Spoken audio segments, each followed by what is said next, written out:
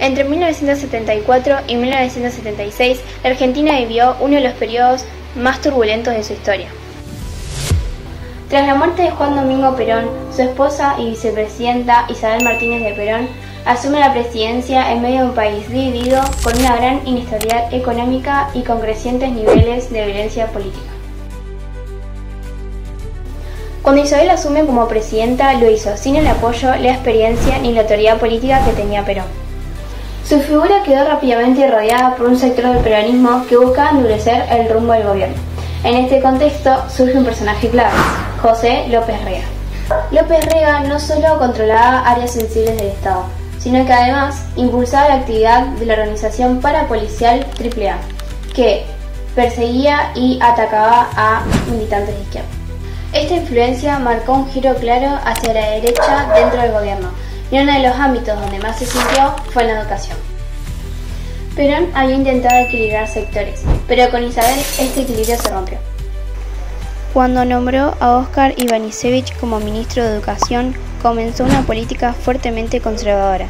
Se desplazó a George Diana, se intervino la UBA y se inició una persecución abierta contra estudiantes y docentes señalados como marxistas o subversivos. Esta línea autoritaria generó un enorme conflicto con la comunidad educativa, pero sobre todo profundizó la ruptura con la tendencia revolucionaria del peronismo. Para 1974 y 1975, organizaciones como Montoneros ya consideraban que el gobierno de Isabel no era legítimo y volvieron a la clandestinidad. Uno de los últimos intentos de estudiar la situación había sido el pacto social que impulsó José Belgeymart, pero ya en 1974 el pacto se desmoronó. La derecha económica lo cuestionaba, los empresarios se resistían y la presión inflacionaria era cada vez más fuerte. Gilbert renunció y en su lugar asumió Morales, pero todo seguía empeorando. Y entonces llegó uno de los momentos más críticos del gobierno, el Rodrigazo. En junio de 1975, el nuevo ministro de Economía, Celestino Rodrigo, anunció un brutal plan de ajuste, aumentos enormes en tarifas, combustibles y una devaluación superior al 100%. Para millones de trabajadoras y trabajadores, esto significó perder en días lo que habían ganado en años, y la reacción fue instantánea.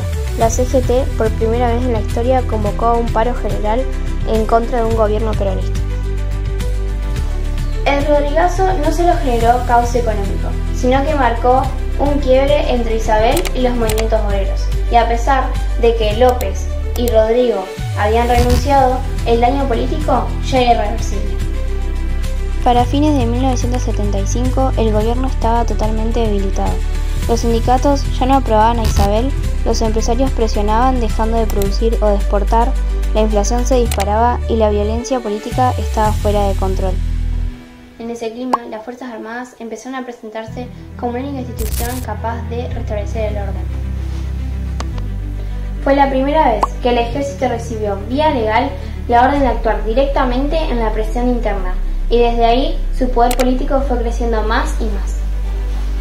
En los primeros meses de 1976, el aislamiento de Isabel era total. Mientras tanto, el ejército ya estaba ideando un plan de intervención nacional. Para febrero y marzo, el golpe de Estado era un secreto a voces. Muchos sectores de poder, desde medios de comunicación hasta la dirigencia de economía, daban por hecho que los militares tomarían el poder. Finalmente, el 24 de marzo de 1976, las Fuerzas Armadas ejecutaron el golpe de Estado.